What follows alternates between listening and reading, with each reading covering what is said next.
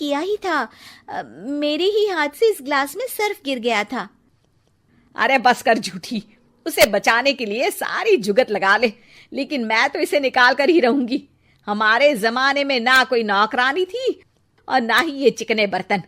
चूल्हे के जले बर्तनों को राख रगड़ कर साफ किया करती थी मैं। अरे माँ जी, मैं कहाँ बचा रही हूँ उसे। और वैसे भी आजकल नौकरानी जरूरत नहीं, स्टेटस सिंबल बन गया है। अब आप बताओ, मैं मुन्ना को नीचे घुमाने ले जाऊं तो लोगों से क्या बोलूं? झाड़ू पोछा खुद लगा रही हूँ। लोग सीधा यही पूछते हैं कि कौन सी नौकरानी काम कर रही है तेरे घर पर। अरे बस कर, ये भी कोई बात होती है? मम्मी जी, आप नहीं समझेंगी। शाम को नौकरानी घर आकर काम कर ही रही होती है कि सास को कहती है, माँ जी एक बात बोलूं, बुरा न मानना। अरे वैसे तो मुझे तेरी शक्ल ही पसंद नहीं है, बात क्या खाक पसंद आएगी। अरे माँ जी, सुन तो लीजिए क्या कह रही है। तो मैंने कौन सा उसका मुंह पकड़ लिया है? अरे माँ जी, वो लाल साड़ी पहनती हो ना पहना करो। सास का गुस्सा अब तो 7वें आसमान पर होता है। अरे वाह जी वाह, क्यों ना पहना करूं? और तू होती कौन है ये बताने वाली कि मैं क्या पहनूं क्या ना पहनूं? अरे माँ जी, पूरी बात तो सुन लो, वो बोलना क्या चाह रही है। अरे बुरा न मानो आंटी जी। अरे कौन है आंटी? अपनी उम्र देखी है तूने?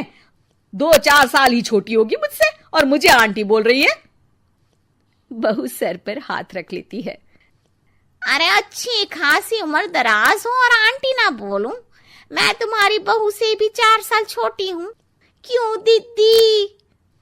बोलती भी क्या, एक तरफ सास यानी पति की माँ, तो दूसरी तरफ नौकरानी जिसके बिना घर का काम नहीं चल सकता।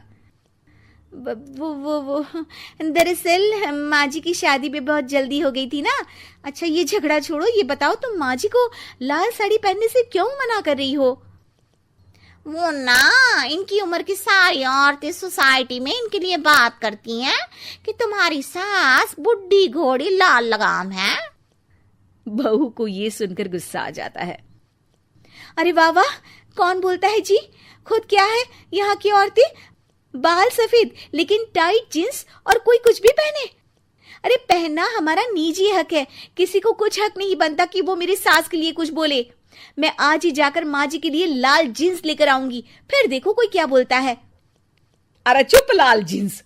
अरे सुन नौकरानी की बच्ची, जाकर बोल दे उन लोगों से कि उन लोगों की तरह मैं उड़ती नहीं फिरती हूँ घर बार छोड़कर। अपने बच्चों और नाती पोतों में मन लगाती हूँ, ना कि सारा दिन ताश के पत्तों में आंख गड़ाकर 3 पत्ती खेलूं। नौकरानी वहां से चली जाती है। वैसे बहू, नौकरानी के क्या फायदे हैं ये तो पता नहीं, लेकिन सबसे अच्छा तो ये कि पता चल जाता है कि कौन किसके लिए क्या बोल रहा है। सोसाइटी में तेरा नौकरानी रखने का इरादा बिल्कुल ठीक था। अगले दिन उन लोगों के घर की बेल बजती है। बहू दरवाजा खोलती है कि सामने कुछ औरतें खड़ी होती हैं।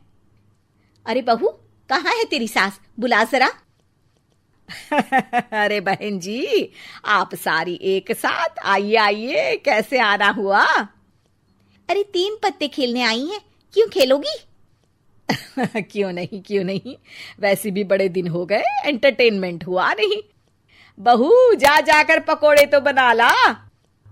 अरे बस करिए, आगे कुछ पीछे कुछ।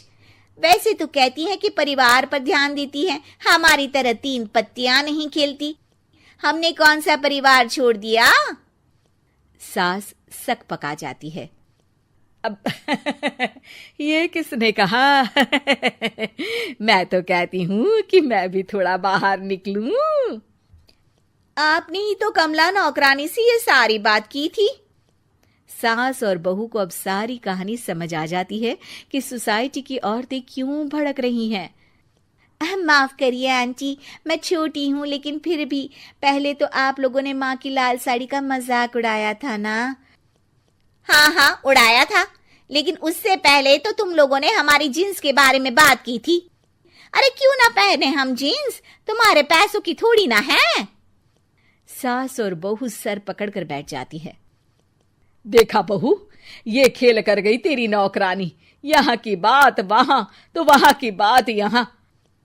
दोनों किसी तरह औरतों को समझा बुझाकर घर भेजती है और कसम खाती है कि नौकरानी को नौकरानी ही रहने देंगी।